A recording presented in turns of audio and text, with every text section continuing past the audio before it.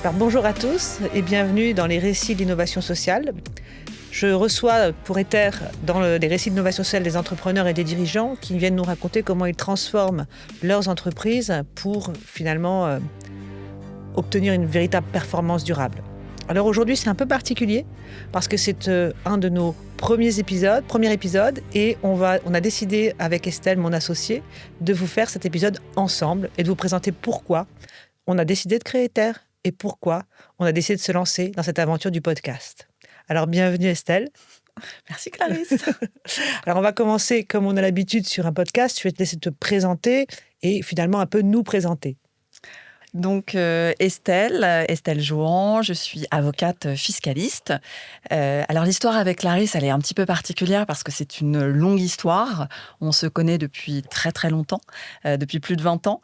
Et donc, ce qui nous a réunis, c'est déjà une histoire d'amitié. Donc, une longue histoire qui fait partie de la vie d'Ether intégrante, puisque nous nous sommes rencontrés, Clarisse venait de prêter serment. En 2000, oui. En 2000, ça ne nous rajeunit pas. Donc, 2000, Clarisse venait de prêter serment. Moi, j'intégrais une organisation professionnelle, le Syntec, en tant que juriste fiscaliste. Et donc, ça a été le premier point de construction d'Ether. Alors, vous allez me dire, Ether a été construit beaucoup plus tard. Mais si je reviens un petit peu sur cette historique, c'est qu'à mon sens, il est important. Puisqu'avec Clarisse, on ne s'est jamais perdu de vue. On s'est connus dans le domaine professionnel, mais on ne s'est jamais perdu de vue. Et un moment décisif. 2017, exactement, où tu venais de créer... On allait créer Bold, oui, la création d'entreprise. Oui. Exactement. Donc là, tu fais appel à moi et tu me dis, Estelle, j'ai besoin de toi, j'ai besoin de tes compétences parce que ce que je n'ai pas précisé et qui est fondamental dans l'histoire d'Ether, c'est que je me suis spécialisée dès le départ, donc dès les années 2000, dans les leviers en faveur de la recherche et de l'innovation. Donc effectivement... Oui, tu fais un peu partie des pionniers, en fait, sur ces questions-là. Je veux dire, en tant que fiscaliste, puisqu'à l'époque, tu n'étais pas avocat, mais en tant que fiscaliste, tu fais vraiment partie des gens qui se sont passionnés sur ce sujet et qui n'ont fait que ça toute ta carrière. Oui. Ce qui est effectivement très particulier. Ce que j'ai considéré être comme une valeur ajoutée en 2017 quand je t'ai demandé de nous rejoindre. Exactement. Je pense que c'était effectivement une force, et c'est une force, en fait, de connaître toute l'histoire, l'évolution des leviers en faveur de la recherche et de l'innovation. Parce que c'est un véritable, et on y reviendra tout à l'heure quand on parlera des dispositifs, mais cette intention des politiques, elle est fondamentale et on s'aperçoit qu'elle a évolué au fil des années. D'ailleurs, c'est un petit peu ce qui est à l'origine de notre décision de passer le premier cap professionnel, puisqu'à l'époque, on n'était pas associés. Tu n'étais pas associé dans Bold, mais tu as décidé quand même de me rejoindre. C'est là que tu es devenue avocate. Peut-être en dire deux mots. Oui, épisode marquant, puisque effectivement, en 2017, lorsque l'on se recroise avec Clarisse... Clarisse je suis pas la troisième personne, je suis juste devant toi. Mais je connais l'histoire. Je connais l'histoire. Tu as raison, je connais déjà l'histoire. Tu parles aux auditeurs, c'est bien aussi. Donc, lorsque je vois Clarisse, Clarisse me dit il faut absolument que tu rejoignes l'équipe et le prochain cabinet que je vais créer avec mon associé. J'ai besoin de ta compétence. Et je lui dis oui, Clarisse, oui, Clarisse, mais ce que tu as oublié, c'est que je n'ai jamais prêté serment. Je ne suis jamais devenue avocate. Et là, tu me réponds avec ton plus grand sourire et ton plus grand rire, en disant « Mais ce n'est pas un problème. Je sais déjà que les problèmes vont commencer. » Parce que ça veut dire clairement qu'il fallait que je passe l'examen pour être avocate. Ben, tu l'as fait. Je l'ai fait. Et tu as réussi. Oui. Voilà, donc on était toutes les deux avocates. Ça nous a permis de nous lancer dans ce projet. Alors le premier, et c'est là en fait que les fondements de notre collaboration d'aujourd'hui se sont vraiment bâtis. Et je dirais ce qui nous a permis ensuite de créer Ether, dont on parlera tout à l'heure. Donc on est toutes deux avocates fiscalistes. Mais bon, moi je suis plutôt orientée fiscalité patrimoniale, fiscalité générale et contrôles fiscaux. Toi, tu fais vraiment que les leviers fiscaux et la recherche et l'innovation. Mais quand tu arrives avec cette compétence-là, dans un environnement de start-up, déjà, on bâtit un peu les contours de la façon dont on voit l'argent public, la façon dont l'argent public est utilisé par les entreprises à ce moment de l'histoire et comment nous, on souhaite que les entreprises l'utilisent. Et d'ailleurs, je me souviendrai toujours de cette phrase que tu m'as citée dès le départ quand je suis arrivée, en me disant « il faut absolument considérer l'État comme un investisseur ». On était sur une notion très différente. Aujourd'hui, les entreprises ont des investisseurs privés. Pourquoi, à partir du moment où l'État participe à l'effort des entreprises, pourquoi ne pas le considérer comme lui-même un investisseur? Alors, d'autant que l'État est un associé déjà, hein, puisque quand tu fais des bénéfices, il prend 30% d'IS. Hein, donc, de base, il est un associé obligatoire aujourd'hui. Il prend les dividendes avant toi. Donc, autant considérer que tous les systèmes qu'il a mis en œuvre pour soutenir les entreprises, c'est aussi une forme d'investissement. Alors, en général, d'ailleurs, on le voit dans les contrôles. Si on traite les inspecteurs exactement comme ça et qu'on discute avec eux sous cet angle et qu'on leur explique à quel point leur investissement a été judicieux, parce que la différence entre l'État et un investisseur privé, c'est que l'État investit d'abord et contrôle potentiellement ensuite. Alors que l'investisseur privé, il va d'abord vérifier. Inversé, voilà. Le système était inversé. Mais en fait, ça a été le point de départ de notre raisonnement et de notre volonté d'appréhender les dispositifs en faveur de la recherche et de l'innovation de façon complètement différente. Tout à fait. Et ensuite, donc, on a bâti ça plutôt autour de la tech, puisque c'était notre environnement privilégié.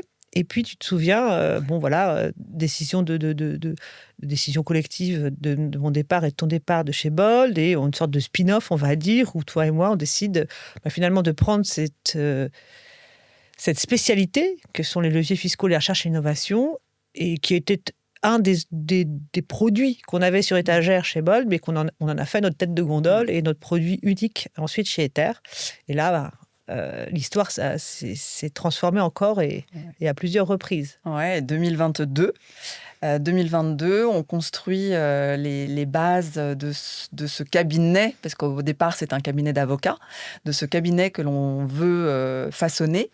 On part sur la conformité fiscale.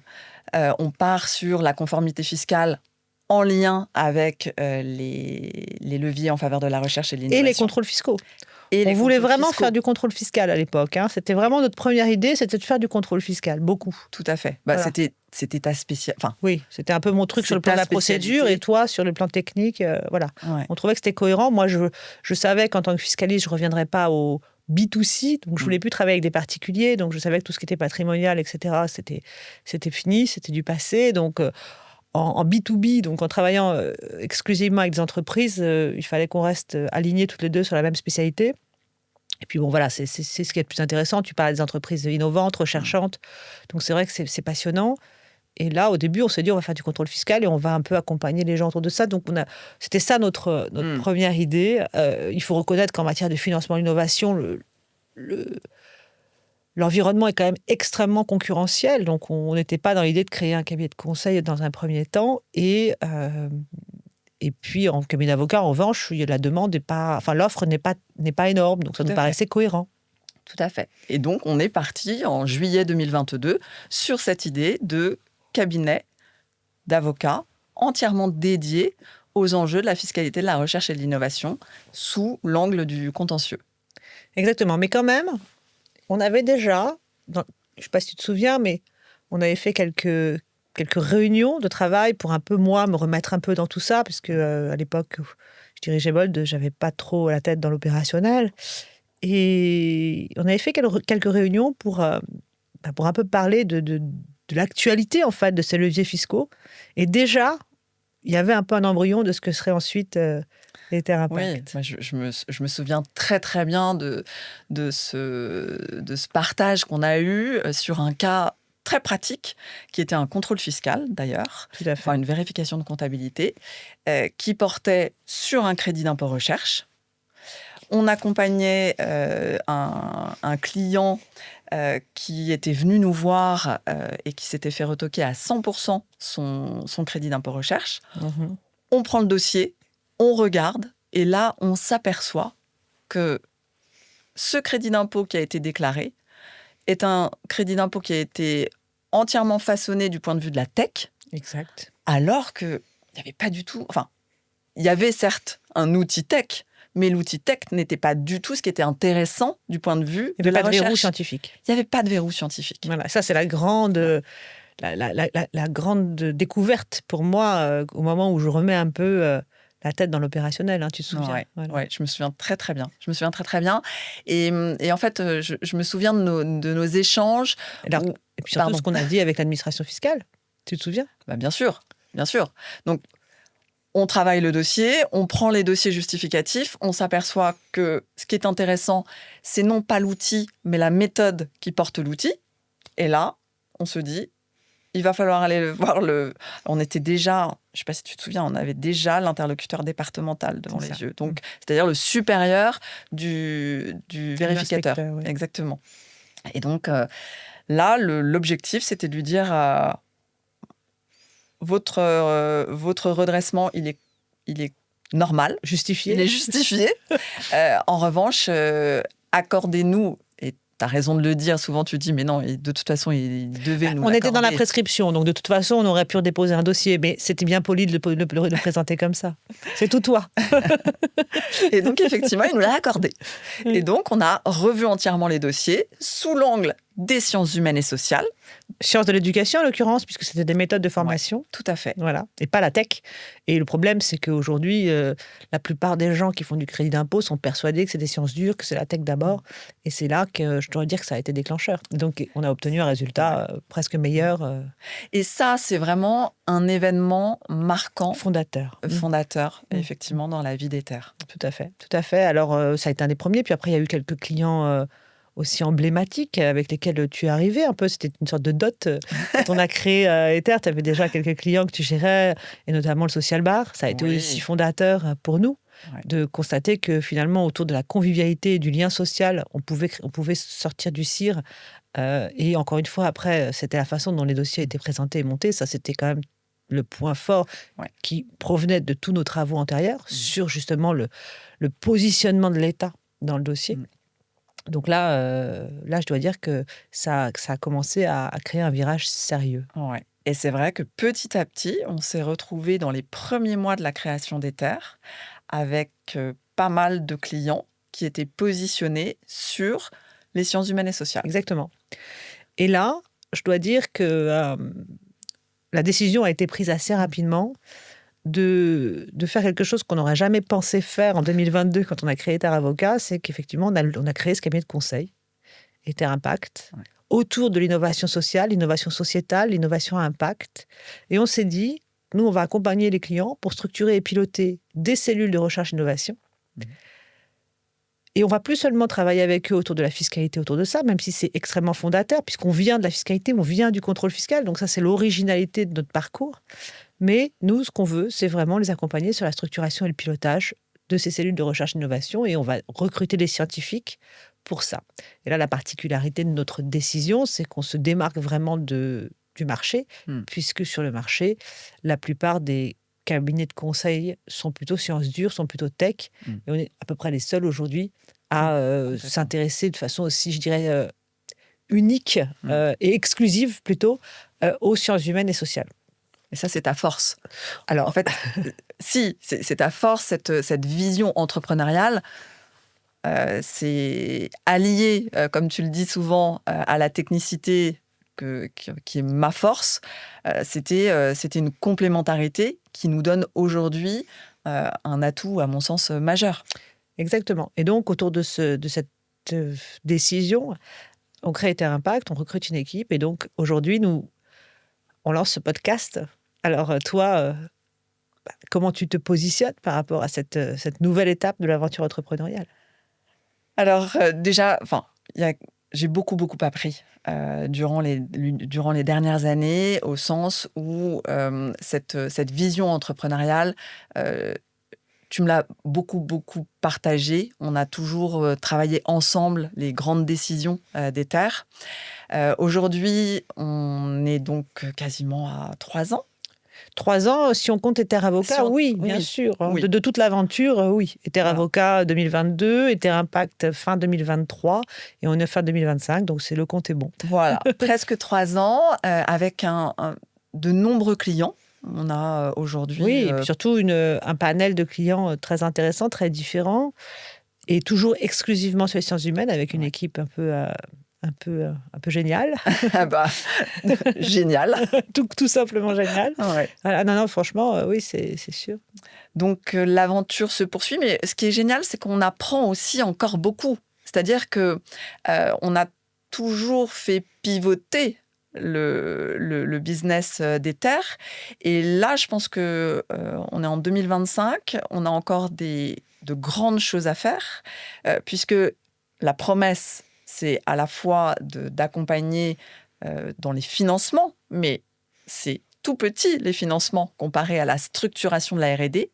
Et là, en 2025, je sens qu'on est vraiment sur cette phase où on va pouvoir accompagner nos clients dans cette structuration en ayant ce recul des 3 ans qui viennent de passer. C'est ça, c'est le constat que toi tu fais, parce que toi, opérationnellement, tu es vraiment... Alors, on se répartit les tâches, évidemment, dans l'entreprise, mais toi, opérationnellement, tu es vraiment au contact des clients, puisque tu t'occupes quand même de toute la phase financement.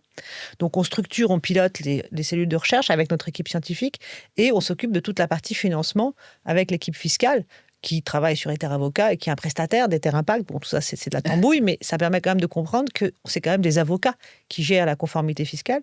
Et toi, aujourd'hui, qui es au contact des clients, qu'est-ce que tu constates qu'est-ce que tu peux partager avec les gens qui nous écoutent sur justement la structuration et le pilotage de ces cellules de recherche et d'innovation? Qu'est-ce que ça apporte finalement de façon globale? Bon, voilà, tu vois, ils ne savent peut-être pas encore, mais moi-même, je me suis réinscrit en doctorat sur ce sujet de l'impact des cellules de recherche et d'innovation dans les entreprises, et comment ça transforme la performance durable. Et c'est pour ça qu'on a décidé de créer ce podcast, pour pouvoir faire partager à nos clients, nos clients et d'autres personnes qui s'intéresseraient à l'innovation sociale et sociétale de façon générale, et pourquoi il faut qu'ils s'y intéressent. Donc, de toute façon, c'est pour ça qu'on crée ce podcast. Mais toi, aujourd'hui, déjà, au contact de ce que tu as déjà vécu, ce que tu as constaté, puisque maintenant, ça va faire, comme tu dis, 3 ans, mais vraiment 1 an et demi avec Ether Impact, qu'est-ce que tu peux partager? Alors pour moi, déjà, l'expérience, elle est différente en fonction de la taille de l'entreprise. Ce qui est très intéressant, c'est les petites structures que l'on accompagne, parce qu'on a dans notre portefeuille client des petites structures qui ont entre 10 et 20 salariés. Et donc, ce qui est très intéressant, c'est qu'ils nous disent, ça nous permet aujourd'hui de prendre du recul. C'est-à-dire que le travail avec vos équipes nous permet, on a le nez dans le guidon, on est dans l'opérationnel pur. Et finalement, de pouvoir s'extraire en ayant des discussions avec votre comité scientifique, notamment, permet de vraiment mettre en place des nouveaux process, des nouveaux modes de réflexion au sein de l'entreprise. Oui, parce qu'en réalité, si on peut expliquer ce que tu es en train de dire, c'est que la recherche en sciences humaines et sociales, c'est de la recherche-action. Oui. Donc, c'est de l'expérimentation. Non, c'est juste pour remonter d'un cran. C'est très important. Voilà, c'est de la recherche, c'est de l'expérimentation. Donc, en fait, nous, ce qu'on vient faire auprès de nos clients, c'est qu'on fait en sorte que leurs expérimentations qui existaient avant qu'on arrive pour la plupart, mais qui étaient souvent empiriques, intuitives, non documentées, peu organisées, finalement, on la transforme en véritable opération de recherche, donc structurée, documentée, organisée, et finalement qui permet de capitaliser aussi sur l'avenir. Voilà. Ça commence comme ça. Et donc, voilà, c'est déjà cette structure-là. Cette recherche-action, en fait, elle est présente, tu as tout à fait raison, dans les entreprises. Et nous, on révèle finalement ces opérations de R&D. Et je voulais rajouter quelque chose qui était très important. Mais c'est pas grave, ça arrive. De toute façon, ça va revenir. Donc, voilà. Donc, en les accompagnant autour de ces projets-là, on leur permet finalement, comme tu disais tout à l'heure, de de prendre conscience que ce qu'ils font, c'est pas seulement des petites lubies de dirigeants. Tu parlais des petites entreprises, mais c'est vraiment, ces petites entreprises, c'est typique. Le dirigeant se dit, il arrive le matin, il se dit, tiens, j'ai envie de faire ça. Pour lui, il faut emmener les collaborateurs, etc. Là, en l'habillant, et c'est pas qu'un habillage, mais en lui démontrant que c'est au-delà d'une expérimentation, c'est véritablement une opération de recherche, on est beaucoup plus inclusif avec l'équipe. Et donc, on crée des révélations, tant pour les dirigeants que pour les équipes, c'est ce que tu disais. Et d'ailleurs, effectivement, le nombre de clients qui nous disent « mais finalement, on faisait de la recherche sans le savoir », ça, c'est une phrase qu'on a dû entendre une centaine de fois. Ouais. Mais donc, ça, c'est ce premier retour d'expérience. Et alors, pour les entreprises plus grandes, alors les groupes, alors pas nécessairement des gros groupes, mais aussi les gros groupes, puisqu'on a la chance d'accompagner également des groupes importants. Ce qui va être très... Là, on commence à rentrer vraiment dans la structuration. Et là, ce qui les intéresse, c'est la façon dont on va appréhender le protocole de recherche. C'est-à-dire que grâce à notre équipe de scientifiques, on va réussir à faire ressortir des indicateurs de R&D, on va réussir à aller sur des partenariats avec la recherche publique.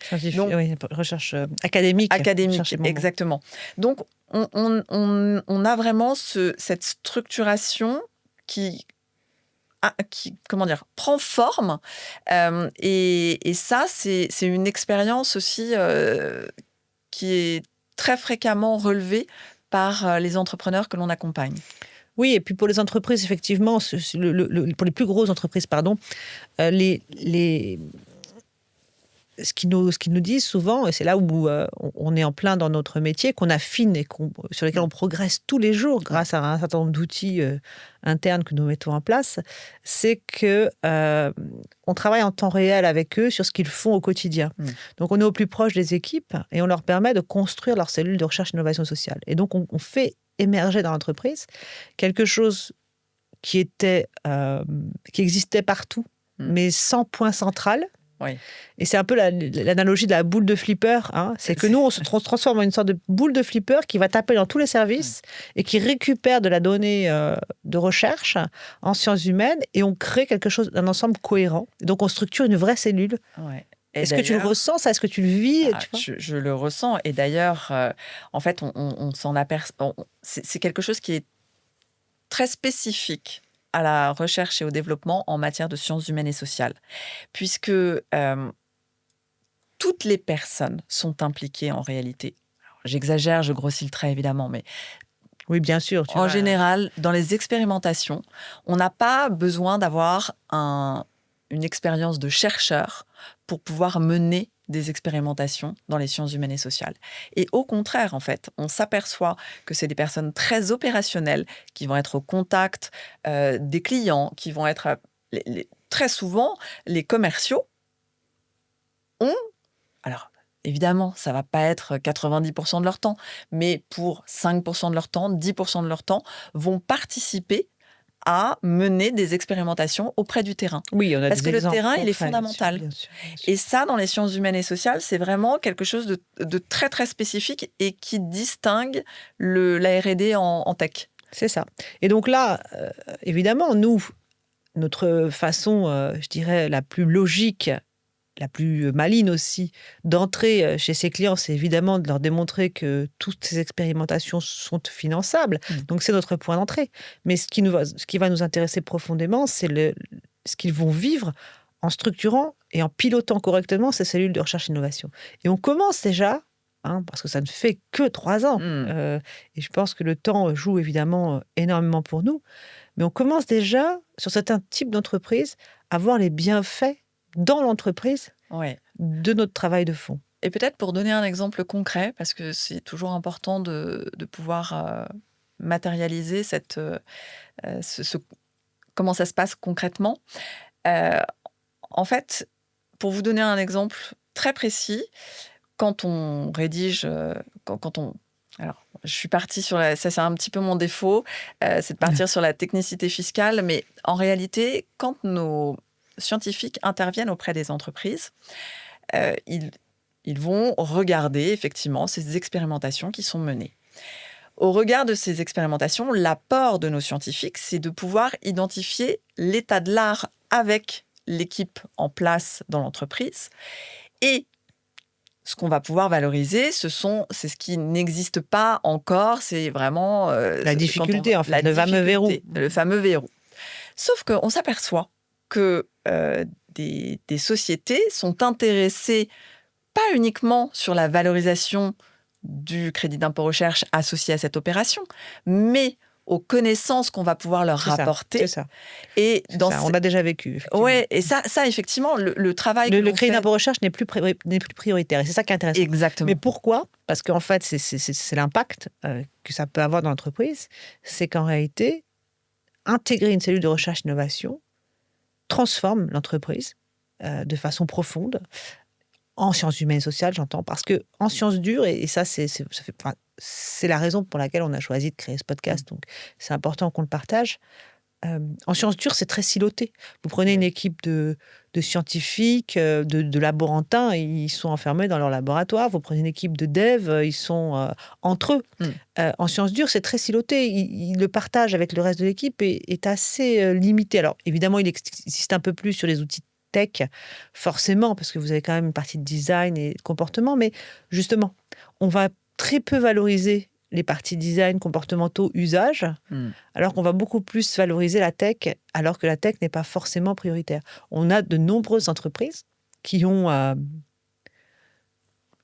créé des outils tech, et en réalité, c'est le cas de notre contrôle fiscal dont on parlait tout à l'heure, la réalité du sujet de recherche, la réalité du sujet d'expérimentation, la réalité du verrou, la réalité des difficultés rencontrées et des difficultés à surmonter sont des difficultés comportementales, humaines, sociétales, et donc relèvent des sciences humaines et non des sciences dures. Ouais. Et ce qui est intéressant, c'est le constat qu'on a fait, c'est-à-dire qu'aujourd'hui, pourquoi il y a ce pivot vers les sciences humaines et sociales ?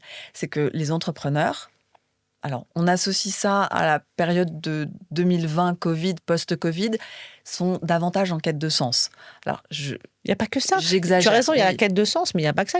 D'abord, effectivement, les entreprises vont devoir suppléer aux carences de l'État, qui n'est plus providence et qui ne peut plus l'être. Donc, les entreprises sont obligées de régler des problématiques sociétales.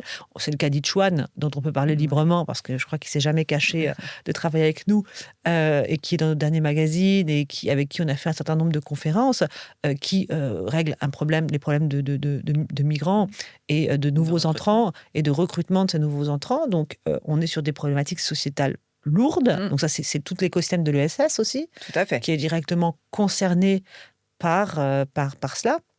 Mais de façon générale, ce qu'on constate, c'est que les sciences humaines et sociales, quand elles sont prises en charge comme un sujet de recherche dans l'entreprise et comme une cellule de recherche dans l'entreprise, elles sont tellement inclusives de tous les services de l'entreprise qu'en fait, elles créent une adhésion beaucoup plus forte que les sciences dures. Voilà, c'est ça aussi.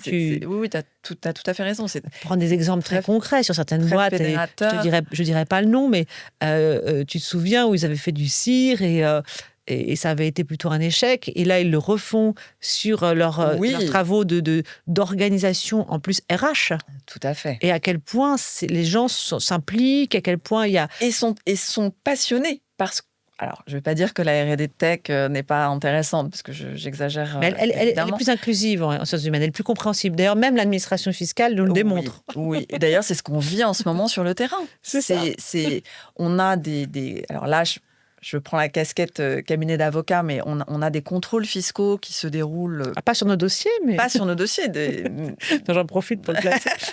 Mais donc, qui ne se déroulent pas très bien sur la R&D tech, avec des vérificateurs, avec des experts du ministère extrêmement durs, qui justement ont une problématique avec ce verrou dont ils disent, mais votre verrou, donc le verrou, c'est la difficulté, c'est beaucoup trop général. Vous n'allez pas dans le particulier, vous n'allez pas chercher la petite tête d'épingle. Ça, c'est la tête d'épingle, c'est une image, mais c'est exactement, c'est exactement ça, c'est le verrou.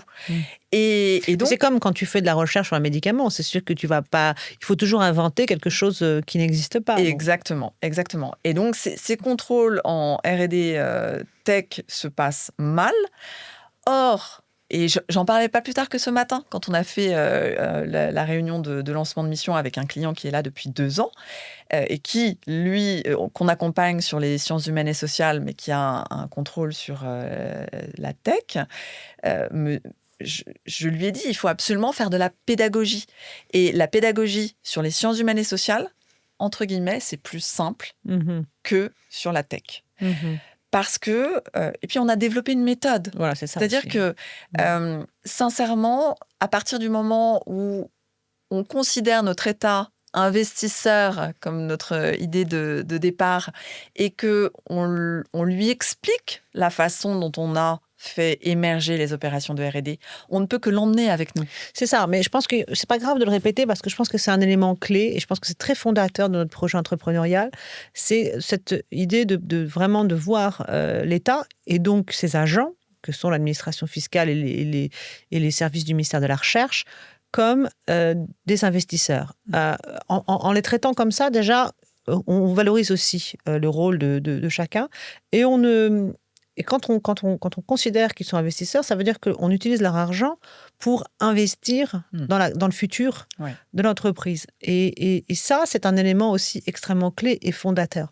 Parce qu'encore une fois, beaucoup de gens considèrent les subventions, qu'elles soient directes ou indirectes, et le crédit d'impôt recherche est une forme de subvention indirecte, un petit peu comme une contrainte administrative, une sorte de parfois due, ou une espèce de formalité toute simple. Mais c'est pas vrai. Parce que d'abord, c'est tous les ans. Donc, voilà, c'est pas on fait un petit dossier une fois, on touche ses 20 000 euros et puis la vie continue. C'est vraiment tous les ans. Donc, il faut vraiment démontrer chaque année à quel point l'entreprise continue d'investir et en quoi ça la transforme. Donc, il faut aussi qu'il y ait une histoire qui soit racontée autour de ce projet d'investissement.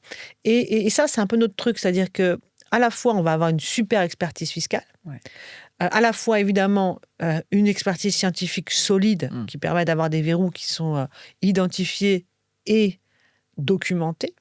Et également, une vision business beaucoup plus importante, beaucoup plus large, et à laquelle on tient beaucoup. D'ailleurs, notre équipe représente bien ce triptyque fondateur, on va dire, de l'entreprise Ether, et qui permet d'avoir aussi une approche de l'entreprise très portée sur sa croissance durable, sur sa capacité d'investir, sur sa capacité de recruter, sur pourquoi on dépense de l'argent, pourquoi on le fait, et donc pourquoi on va chercher ces données supplémentaires. Il faut que l'État ait le sentiment, effectivement, d'aider la bonne entreprise au bon moment par rapport à des besoins spécifiques de la société. Oui, et d'ailleurs, au départ, quand le crédit d'impôt recherche a été créé, l'idée était de récompenser l'effort des entrepreneurs. C'est ça. Donc, aujourd'hui, il y a un biais, c'est-à-dire qu'avant, le crédit d'impôt recherche, il y avait une part en volume, une part en accroissement.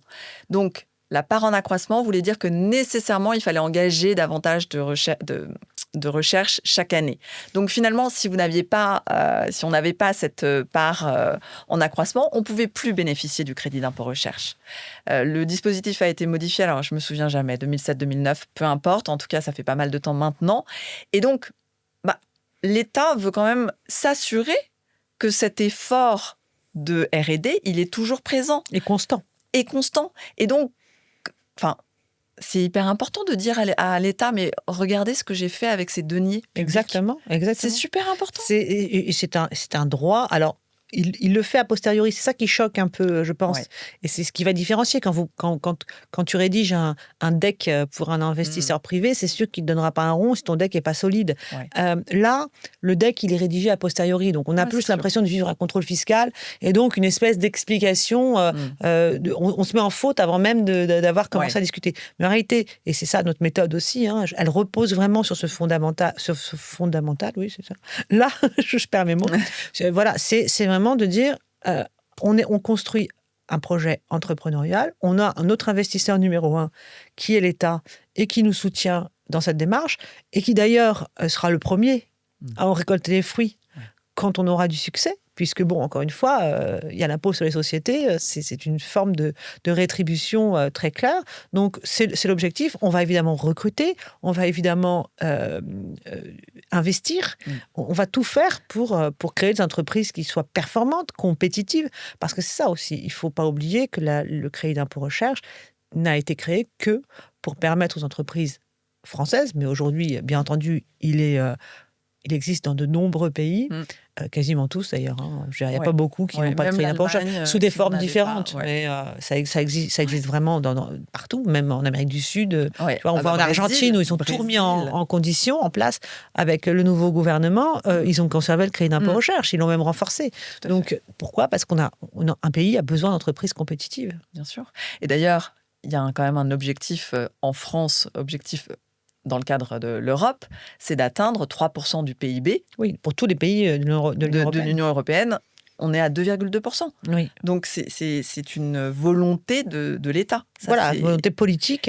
Mais tu parlais d'investissement et moi, je trouve que c'est fondamental. Ce matin, lors de la réunion, le dirigeant avec lequel on échangeait le dirigeant avec lequel on échangeait me dit, mais voilà, nous, on souhaite investir dans une chaire. Mais investir dans une chaire, c'est de l'argent, c'est du temps. Et je lui dis, mais c'est fondamental parce que ça va apporter de la robustesse à votre opération de R&D. Mais partagez cette information avec donc c'était le fameux qui était en contrôle fiscal, partager cette information avec le vérificateur, l'inspecteur. C'est ça, c'est bon, on crée des indicateurs de R&D, mais aussi on finance la recherche publique. Et donc, c'est en ça que c'est extrêmement vertueux. D'abord, c'est vrai que les étudiants aujourd'hui en sciences humaines et sociales manquent de débouchés en entreprise. On s'américanise surtout, hein, donc ça, on ne peut malheureusement pas y échapper. On le voit bien, petite parenthèse, Parcoursup et les études aujourd'hui privées, quasiment pour la majorité des enfants. Les universités publiques sont devenues très difficilement accessibles à moins d'avoir des parcours d'excellence, quasiment. Donc, on voit bien que sur plein de sujets, l'environnement va nécessiter plus de financement. L'État ne pourra pas donner tous ces financements et c'est bien les entreprises qui vont devoir soutenir l'économie globale du pays. Les entreprises, pour pouvoir le faire, bien entendu, aujourd'hui, elles vont avoir besoin d'aide pour elles-mêmes enrichir leur sujet de recherche, mais en le faisant, elles vont elles-mêmes recruter davantage d'étudiants en sciences humaines de divers horizons, exactement, divers horizons, quels que soient les sciences humaines. Donc, il y a beaucoup de sujets. Hein. Encore une fois, il y a les sciences de l'éducation dont on parlait tout à l'heure, mais il y a les sciences cognitives, les sciences... aide-moi, sociale, la sociologie, l'ergonomie, tout ce qui est écologie, enfin, il y en a plein, voilà. C'est un puits sans fond. C'est un puits sans fond, exactement. Et donc, tous ces sujets-là qui vont être, demain, que les entreprises vont devoir soutenir la recherche dans ces sujets et donc la financer. Et donc, il va falloir aussi apprendre à ces chercheurs à coagir avec un investisseur privé, comme on le fait très facilement aux États-Unis, ce qui est un peu moins évident en France. En Europe de façon générale. Par rapport à ce sujet, je rebondis parce qu'on en parle beaucoup en ce moment. C'est ce fameux statut de jeune docteur. Oui. Alors, c'est vrai que le statut de jeune docteur permettait aux entreprises qui bénéficiaient du crédit d'impôt recherche d'avoir de recruter donc quelqu'un qui venait d'obtenir sa thèse et donc l'entrepreneur était récompensé puisque, en gros, pendant les 24 premiers mois, je fais ça de façon très synthétique, pendant les 24 premiers mois, ce jeune docteur ne coûtait rien à l'entreprise. Alors, j'en parle aujourd'hui parce que j'ai pas mal de questions des entrepreneurs en me disant « Mais est-ce que ça a un intérêt encore aujourd'hui de recruter un jeune docteur ?» Alors, s'il vous plaît, c'est un vrai sujet important. Hein. Vous ne pouvez pas imaginer comme un jeune docteur peut vous aider justement, même quand vous êtes une petite société, à structurer votre pôle de R&D en sciences humaines et sociales. Et pour nous, c'est un soutien fondamental.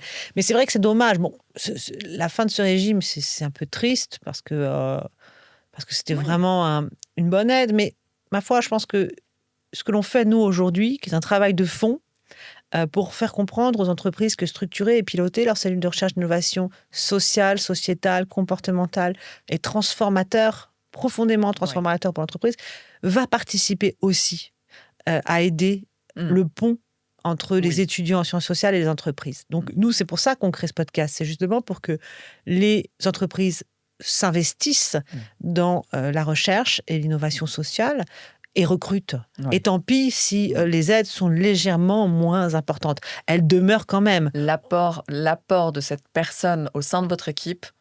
Voilà, il ne faut pas baisser les bras. Je veux dire, puis bon, c'est pas parce que la personne ne coûte rien qu'on l'embauche. Hein. On l'embauche parce qu'on en a besoin. Exactement. Il ne faut pas non plus fonctionner à l'envers. Donc, et puis en plus, ça peut être aussi... Alors, je vais peut-être me faire un petit peu fâcher là, de dire ça comme ça, mais ça peut être aussi contre-productif parce que si on recrute un jeune docteur parce qu'il est jeune docteur et qu'on lui fait faire autre chose, c'est pas bien non plus. Bien Donc, sûr. Là, au moins, quand on investira sur un jeune docteur, c'est parce qu'on veut un jeune docteur. Donc, bon. Et puis, il faut les garder en France. Je considère néanmoins que cette réforme était triste et dommage et qu'il n'aurait pas dû la mettre en œuvre. Mais voilà, j'essaye toujours de positiver et de rendre les choses toujours à notre intérêt et dans notre avantage. Et dans notre avantage, c'est dire, voilà, au moins ceux qui vont recruter le jeune docteur auront vraiment besoin de cette compétence-là. Et nous, c'est ce qu'on essaie de créer aujourd'hui avec nos clients, c'est de leur donner la volonté de recruter des jeunes docteurs, de recruter des docteurs tout court, en réalité, puisque maintenant, il n'y a plus de différence qu'ils soient jeunes ou pas, de recruter des docteurs et de les faire travailler sur des sujets et de leur faire faire de la recherche vraiment. Ouais. Et pas... Aujourd'hui, la plupart des docteurs en sciences humaines qui ont quitté la recherche académiques ne font plus de recherche. Ouais. Voilà. Et ça aussi, c'est un vrai sujet, quand même, par rapport à nos études qui restent de qualité en France. D'ailleurs, on le voit au sein de notre équipe. C'est vrai que c'est fondamental. Un docteur doit être en lien avec l'entreprise, mais l'entreprise doit aussi lui donner de la place pour maintenir son niveau de recherche, de pouvoir se renseigner, participer à des colloques. C'est fondamental. Et pendant que le docteur sera à l'extérieur de l'entreprise et récupérera de la donnée, il pourra l'intégrer ensuite dans le processus de l'entreprise. C'est ça. Donc, c'est gagnant-gagnant. Et puis, il va jouer ce rôle je dirais, comme je disais un peu tout à l'heure, à nos côtés, bien sûr, parce que... On ne peut pas tout faire. Hein. C'est un peu comme quand on embauche un juriste. Ce n'est pas parce qu'on embauche un juriste dans une entreprise qu'on n'a plus besoin d'avocat. Il ne faut pas rêver. Hein. Il ne peut pas tout porter sur ses frêles épaules. Mais en tout cas, il jouera un rôle de catalyseur et il récupérera dans tous les services les informations. Et comme il sera en interne, il participera avec nous encore davantage à la croissance, à la pérennité de cette cellule de recherche et d'innovation et documentera d'année en année en fait les travaux. Et là, on aura une vraie histoire de la recherche et l'innovation dans l'entreprise. Et ça aussi, c'est important parce que les entreprises, elles n'ont pas vocation à émerger et disparaître. Elles s'inscrivent dans le temps et elles ont besoin de cette histoire. Et d'ailleurs, par rapport à cette structuration, il y a aussi quelque chose qui est très important, c'est qu'elle ne se fait pas du jour au lendemain. Ça, c'est vraiment important de l'intégrer, c'est-à-dire que les premières, à partir du moment où on souhaite faire émerger une cellule de R&D en sciences humaines et sociales, il faut absolument avoir conscience que les premiers temps sont vraiment un état des lieux. Un état des lieux, voilà, exactement. Un état des lieux, on va chercher, on va voir ce qui a été fait déjà. Nos équipes vont être aux côtés de vos équipes pour pouvoir regarder tout ce qui a été fait. Et ça se fait pas en un jour. Déjà, et puis ensuite, on structure pas quelque chose qui n'existe pas. Donc déjà, on fait passer de l'embryon à la vie une structure de recherche et d'innovation, c'est déjà en soi un chemin. Je dirais que le bon timing, c'est d'imaginer que les choses prennent environ entre 2 et 3 ans pour vraiment exister. Alors, selon la taille de l'entreprise et les ressources dans l'entreprise qui sont affectées à ces travaux, ça peut aller plus ou moins vite. Mais c'est souvent quand même... il faut quand même prendre le temps de travailler sur ces questions, il faut mettre des gens à disposition dans l'entreprise. Alors, ça aussi, c'est un sujet dont on nous parle souvent, c'est quel temps ça prend. Est-ce que c'est pas trop chronophage? Est-ce que ça va pas nous décentrer du core business? Alors ça, moi, c'est vraiment un sujet qui me passionne, mais peux-tu peut-être en parler par rapport à nos retours d'expérience déjà? Oui, alors c'est vrai que... Alors, moi déjà, il y a quelque chose qui m'embête prodigieusement, c'est quand on me dit « je n'ai pas de temps à y consacrer ». En fait, c'est votre projet et ça va vous faire grandir vous en tant qu'entreprise.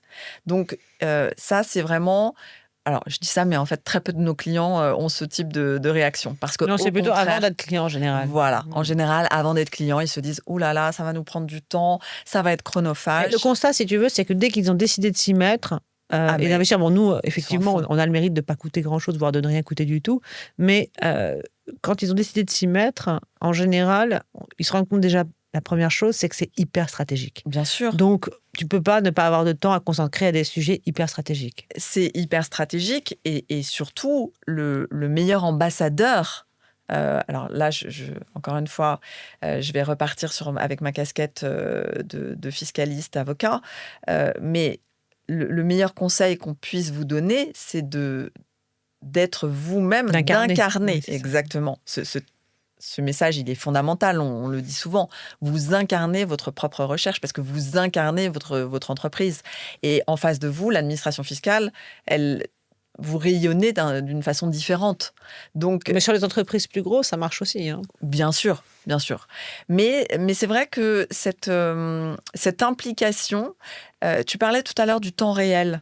Le fait qu'on intervienne régulièrement auprès des entrepreneurs, ça, c'est aussi quelque chose. Au départ, on se dit « Ah, mais ça va nous prendre du temps ». Et vous allez voir que les réunions avec nos scientifiques, avec nos fiscalistes... c'est nous qui avons du mal à raccrocher. Voilà, vous en redemandez. Mais c'est vrai que ça, c'est très, très important. C'est cette intervention qui est particulière à Ether, de pouvoir suivre nos clients régulièrement et qui font partie intégrante de la structuration. Pour l'avoir vécu nous-mêmes en interne, hein, puisqu'on est au statut JEI et donc on fait du crédit d'impôt recherche, donc effectivement, c'est du temps. Mais déjà, je dirais que le jeu en vaut la chandelle parce que financièrement... il n'y a pas beaucoup de clients qui nous donnent autant que l'administration fiscale aujourd'hui chaque année pour nous permettre de nous développer. Donc, c'est quand même fondateur. Le fait qu'on soit tous ensemble, je dirais, impliqués sur le projet de recherche, créer des moments presque de team building autour de ces sujets où on en discute, on travaille dessus, où c'est vraiment extrêmement... structurant en fait pour l'entreprise et le fait de capitaliser, donc parce qu'on a documenté, parce qu'on a écrit des choses, parce qu'on a documenté pour l'administration fiscale. Donc oui, ça prend du temps, mais le fait de documenter crée derrière un socle de valeur en fait et ça valorise l'entreprise au fur et à mesure du temps. Donc je dirais que pour quelque chose qui nous rapporte concrètement des deniers à investir chaque année, qui, en plus, crée de la valeur dans l'entreprise, crée de la valeur dans l'équipe, crée de la cohésion dans l'équipe, non, c'est pas, à proprement parler, du temps perdu. Ouais. Ou alors, je sais pas ce que c'est qu'entreprendre. Ouais. Et d'ailleurs, c'est le constat que de nombreux clients que l'on accompagne maintenant depuis plusieurs années nous font. C'est ça. On a des témoignages vraiment... dithyrambique, alors on fait un petit peu d'autopromo, hein, mais c'est vrai que cette disponibilité et surtout de pouvoir constater pour les entrepreneurs les effets positifs de cette structuration, c'est hyper important. Voilà, donc nous aujourd'hui, ce qu'on souhaite, c'est faire en sorte que les entrepreneurs viennent nous raconter leur histoire, ici au micro du podcast. Je pense que voilà, nous, on s'est déjà prêté au jeu aujourd'hui et je ne sais pas si tu as peut-être des choses à rajouter sur ce sujet-là. Ouais, c'est vrai qu'on a envie que vous veniez témoigner à nos côtés. Je pense que toute votre expérience, c'est ça qui va permettre de faire grandir aussi, parce que je rebondis sur un point, mais la R&D en sciences humaines et sociales, c'est quelque chose de très petit aujourd'hui. Oui, c'est vrai. Alors même que tu parlais des entreprises de l'économie sociale et solidaire tout à l'heure, ces entreprises, il faut absolument, si elles n'ont pas encore intégré ce processus, qu'elles l'intègrent, parce que c'est... Mais en plus, pour eux, c'est leur seule source de financement. Exactement. Voilà, c'est leur seule source de financement réelle, externe.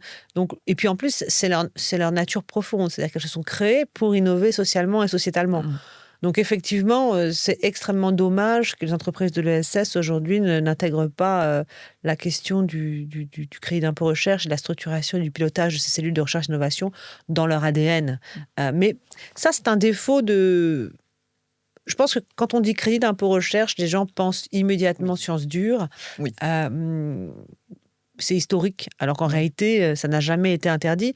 Mais c'est vrai que, et on l'a souvent dit, on le dit moins aujourd'hui, pourquoi aujourd'hui c'est redevenu c'est devenu un peu plus évident, même si ça représente seulement que 2% des leviers fiscaux liés à la recherche et l'innovation, les sciences humaines et sociales, mais c'est effectivement la modification, on va dire, des ouvrages fondateurs, et notamment Frascati en 2015, qui a intégré la notion de sciences humaines et sociales dans ses textes, et évidemment le bulletin officiel des impôts. Oui, qui ont... 2021 seulement. Oui, 2021 seulement. Voilà, donc, qui, pour la première fois, ont écrit noir sur blanc ce terme de R&D en sciences humaines et sociales. C'est ça. Donc, pour la plupart des gens, c'était même... pas du tout autorisé, voire totalement interdit. Donc, alors, ça existait, mais très à la marge. Alors, je dois dire qu'aujourd'hui, nous, ce qui va vraiment nous passionner, c'est accompagner tous ceux qui prennent conscience de la réalité de cette recherche, qui ont envie de le partager avec nous. Alors, on a des clients de tout type, et notamment, par exemple, on peut parler de gens qui travaillent sur... la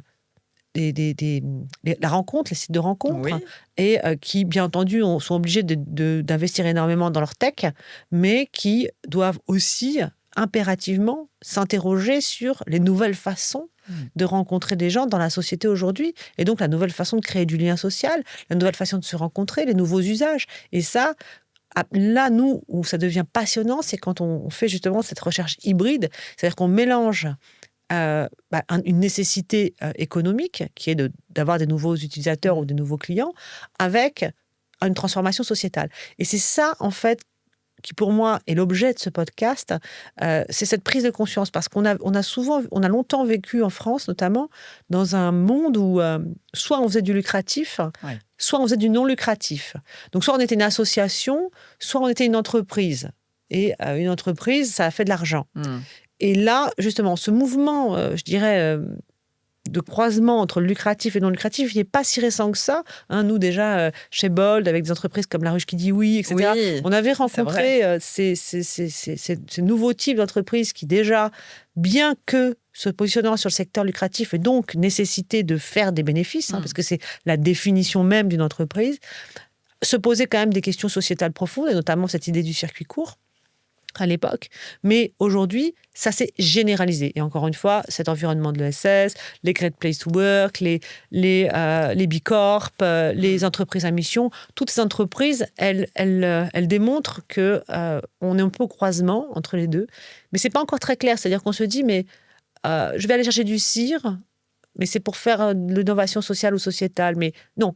Je vais d'abord aller chercher du CIR parce que j'ai besoin d'avoir une entreprise plus compétitive. Il ne faut pas avoir honte de ça. Mais parce que je vais faire de l'innovation sociale et sociétale, alors mon entreprise sera plus compétitive. Et donc, je suis légitime. Et là, on se dit, mais nous, à notre niveau, c'est la plus belle façon de redistribuer les finances publiques. Exactement. Et on revient à notre état investisseur. Exactement. Je pense que c'est une bonne conclusion. Je pense que c'est une excellente conclusion. Mais bien entendu, tu peux rajouter quelque chose si tu veux. Non, écoute, je pense qu'on a abordé pas mal de sujets. Je pense que c'était important et surtout, j'espère que ça aura donné l'idée aux personnes qui nous écouteront de faire un petit travail d'introspection sur leur business model et de se dire, mais peut-être que là, il y aurait quelque chose qui pourrait m'aider, qui pourrait me faire avoir cette envie de me structurer autour d'une cellule de R&D. Je suis bien d'accord avec toi. En tout cas, si vous avez envie de suivre les aventures de nos entrepreneurs sur ce podcast, je vous invite évidemment à nous suivre sur tous les réseaux. On publiera régulièrement sur LinkedIn et les autres réseaux, mais aussi de suivre la chaîne de notre podcast, Les Récits d'innovation sociale. Merci Estelle, en tout cas, d'avoir pris à toi, Clarisse. Voilà, le temps de discuter de projets que l'on aime tant. Et puis, à demain. À demain.